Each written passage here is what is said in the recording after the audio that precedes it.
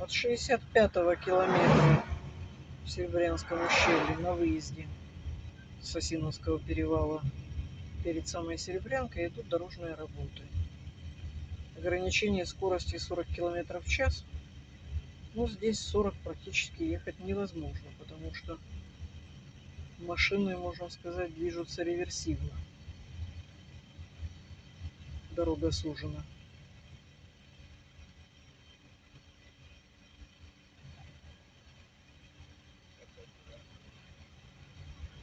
Казавтожол ведет работы. Вырезают карты и тут же их заделывают асфальтом. То есть этот участок сегодня в течение дня, скорее всего, будет уже закончен. Реверсивное движение, причем оно не регулируется.